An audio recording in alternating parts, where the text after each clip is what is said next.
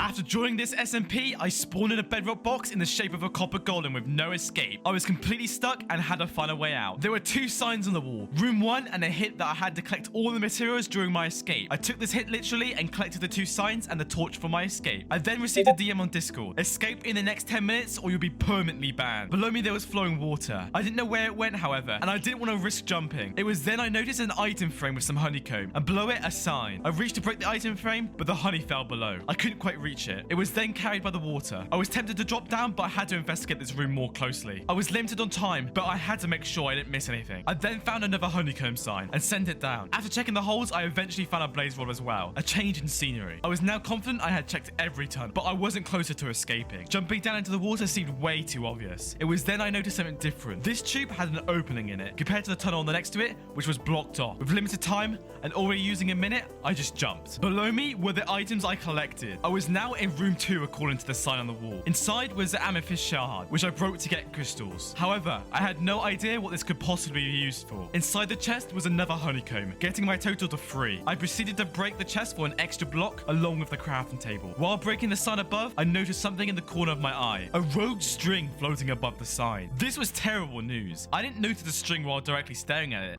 No way. Wait, that's a string. Wait, look, that's a string.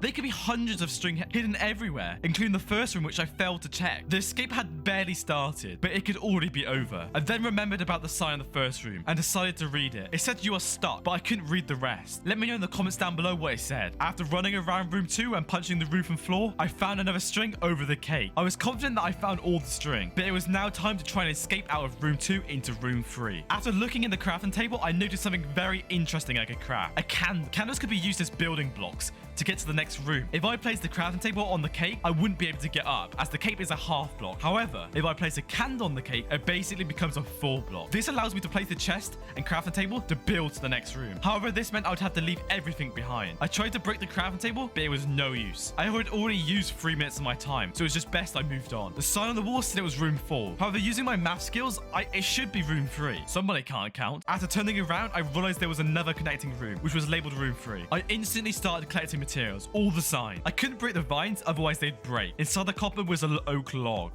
Back in room 4, aka room 3, I decided to mine the oak logs and planks. Maybe the room numbers were just a red herring. While breaking the craft table, I accidentally broke a string block. Once again, horrifying, as it meant there could be more hidden strings everywhere. Inside the nearby hopper was 4 string and a gunpowder. After running around and contemplating what I could possibly do, I remembered I hadn't checked the furnace, which revealed some raw iron. I was about to use wood to smelt the iron, but then realized this would be the dumbest mistake. I could instead use the signs I collected to smelt the iron into ingots. Without much direction, and the clock ticking down, I decided to take the leap and craft one of my logs into planks to create 2 trapdoors. I could use these to go into room 5 using the crawl glitch. Room 5 contained snow blocks, an ice block down to a low room, and what appeared to be a powdered snow trap. The room below looked like a normal 3x3 room with 2 block high walls, meaning there's no exit. Breaking the ice and jumping down would be certainly a mistake. I decided to break all the powdered snow to see if something was below. Potentially a hidden item frame could be beneath. After breaking all the powdered snow, and the very last one had a hole to drop down. Next to the hole was a normal snow block, which allowed me to stand on. This meant I could use my crafting table to check the next room. Potentially I could drop down at this point and continue, but I definitely hadn't explored the previous rooms well enough, so moving on would likely be a mistake. I decided to head back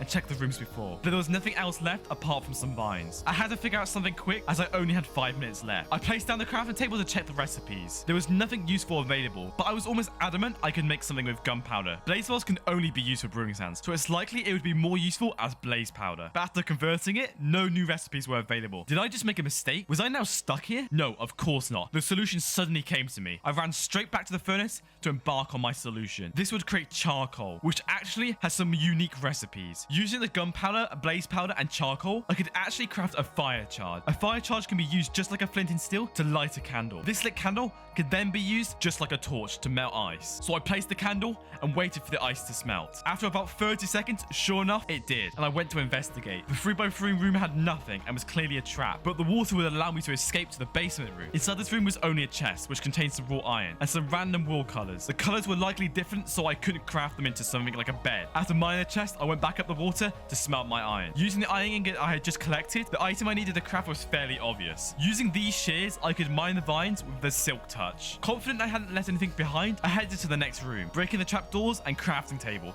and leaving nothing behind. Speaking of which, make sure you don't leave the subscribe button red by accident as well. In the next room, there was 2 sand blocks, one on top of a hopper, and a sign which said I couldn't break the shock sensor connected to the command block next to it. I decided to jump down and give it some inspection. After coming close to the sensor, it TP'd me way back to the entrance. It could hear the noise and then activated the command block. I decided to break the sand blocks one by one, each time getting TP'd back.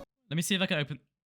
Wait, what? Inside the hopper was a block of raw iron and some sand. I was left with 5 string, so I decided to craft a string into some wool. You see, I had this kind of crazy idea. This wool left me with 5 wool blocks. You see, there's an unknown feature of shulk sensors. You can actually disable. The rule states you couldn't break it, but nothing about disabling them. If you cover all 5 sides, it actually prevents it from detecting anything, allowing me to move more freely. Because I managed to disable the shulk sensor, it allowed me to place a trapdoor on the exit and get underneath it without it activating. If I had not covered the sensor, whenever I would try and swim below it, I would have been TP'd back to the start. I had to hurry up. I only had 90 seconds left. I could be stuck here forever. In the next room, there was another shard. I still had no idea what I could even need them for. I also had a stone cutter and a furnace and a crafting table on the wall. Inside the hopper was another honeycomb, leaving me with 2. I decided the best course of action would be to turn this copper block and turn it into 9 raw copper. I could then smelt it down into copper, which then I could use this copper for something. The exit was way high up, and I definitely didn't have enough blocks, and I didn't have the time for the vines to go either. I double checked the floor to make sure there was no string, but indeed there wasn't. The copper allowed me to craft 3 lightning rods, but I doubted that was enough to make the exit. It also allowed me to craft a block of copper. After crafting the block of copper, I placed it in the stone cutter. And sure enough, it allowed me to make cut copper, which turned my 1 block